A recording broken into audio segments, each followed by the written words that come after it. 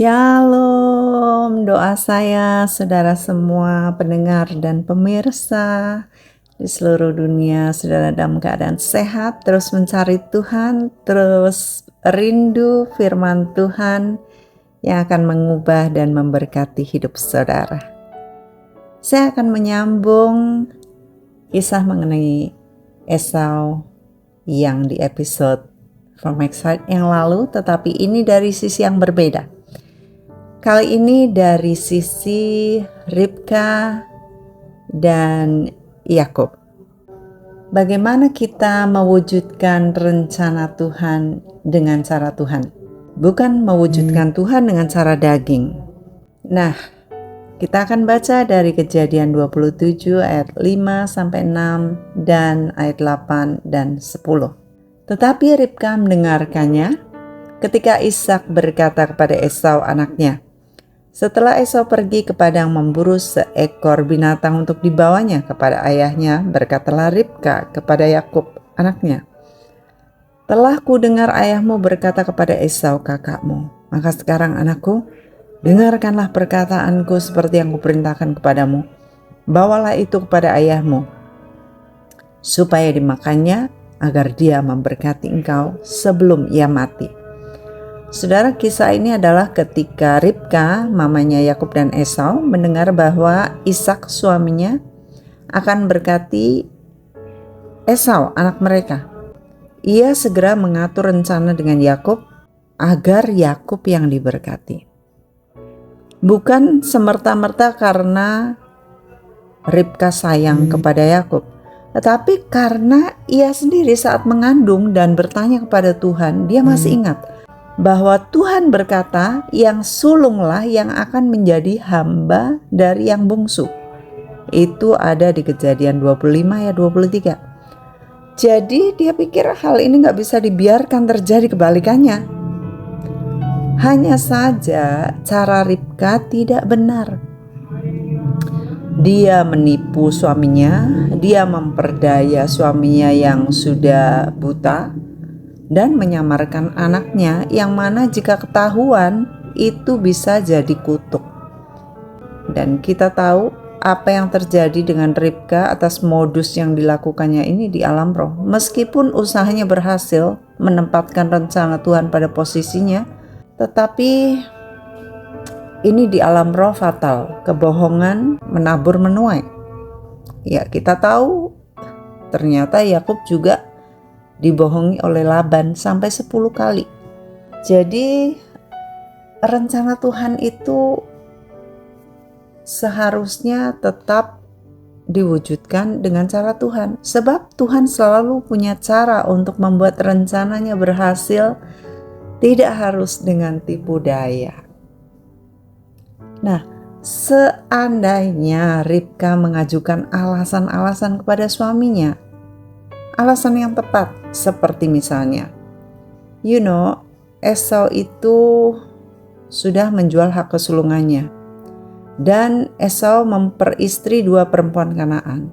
Nah, itu saja akan membuka mata Ishak bahwa Esau bukanlah orang yang tepat yang berhak menerima berkat Tuhan.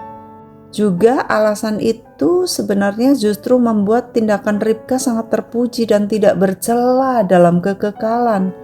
Karena saat Ribka menyatakan hal itu di kemudian hari, waktu Ribka mendengar bahwa Esau hendak membunuh Yakub, kita tahu kan, Ribka bicara sama suaminya, I don't like those women, Canaanites women. Kalau Yakub juga menikah dengan perempuan Kanaan, udahlah aku mati aja deh, kayaknya aku bisa segera mati gitu ya. Itu sebabnya suruh aja Yakub ke tempat saudara-saudaraku, sanak saudaraku di sana, untuk mengambil istri dari orang-orang kita sendiri. Dan ternyata Ishak menerima itu.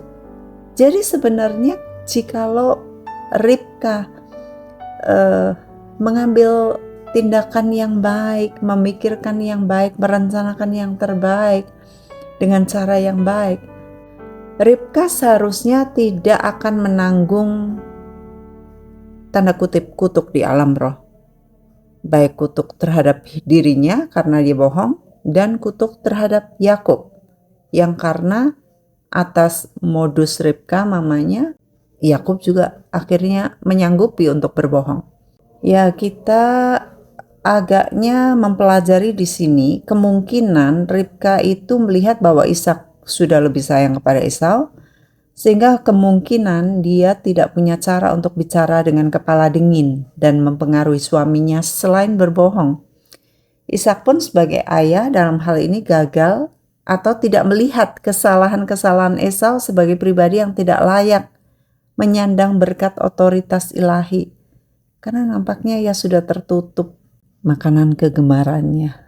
Hal ini pun membahayakan sebagai kepala rumah tangga yang dipercaya kuasa dan kedaulatan Tuhan untuk meneruskan berkat kepada anaknya. Di sini bapak-bapak, ibu-ibu yang punya anak, belajar untuk mengasihi semua anak saudara. Jikalau memang ada anak yang menyenangkan, ada anak yang tidak menyenangkan. Ada anak yang pintar ambil hati, ada anak yang tidak. Tetapi berdoalah kepada Tuhan, dan jikalau berkat harus diberikan, tanyalah kepada Tuhan. Jangan sampai kita memihak satu di antara lainnya gara-gara kita punya favoritism, seperti Esau suka makan daging buruan anaknya. Mungkin saudara suka dengan beberapa hal dari anak saudara yang saudara sayangi, dan saudara melakukan hal yang tidak benar di hadapan Tuhan.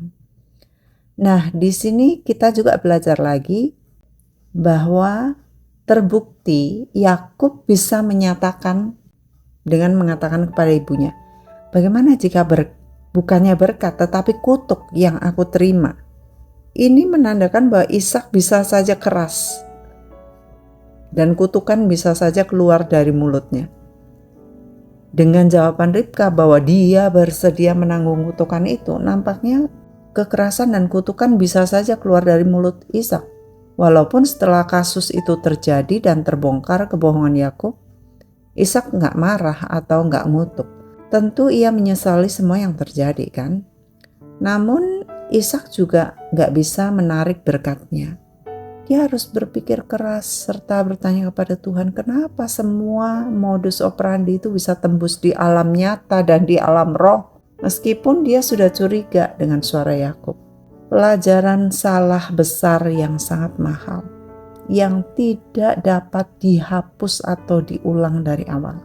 Seperti ketika ayah Ishak, yaitu Abraham, hendak menusukkan pisau di tubuhnya, namun malaikat Tuhan menahannya, dan Ishak terbebas dari kematian.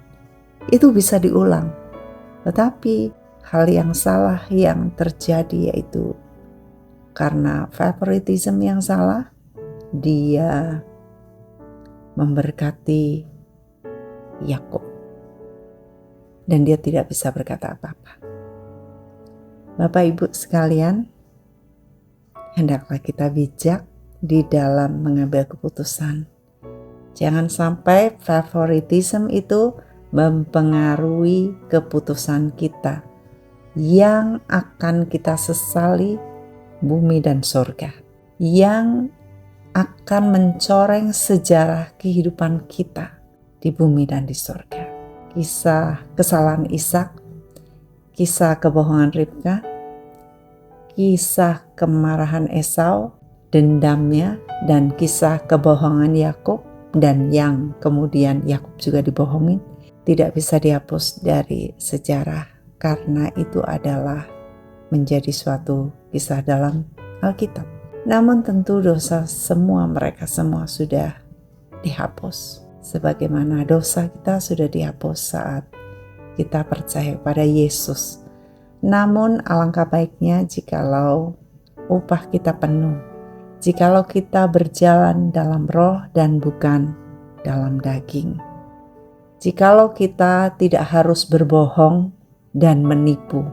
Jangan sampai kita mewujudkan rencana Tuhan dengan cara daging. Jangan sampai ada kata seandainya. Sebab ketika sejarah telah terjadi dan kesalahan tidak dapat dihapus, meskipun Tuhan selalu mampu menjadikannya sesuai dengan kebaikannya, namun manusia telah mencatat sejarah hidupnya yang disesalinya seumur hidup sampai kekekalan. Dan pelajaran ini ditulis di sana untuk menjadi peringatan bagi kita, agar kita berhati-hati, bijak, tidak emosi, tidak egois, tetapi kita berjalan di dalam kebenaran. Maka Tuhan akan berkati kehidupan kita di bumi dan di surga. I love you all. God bless you full.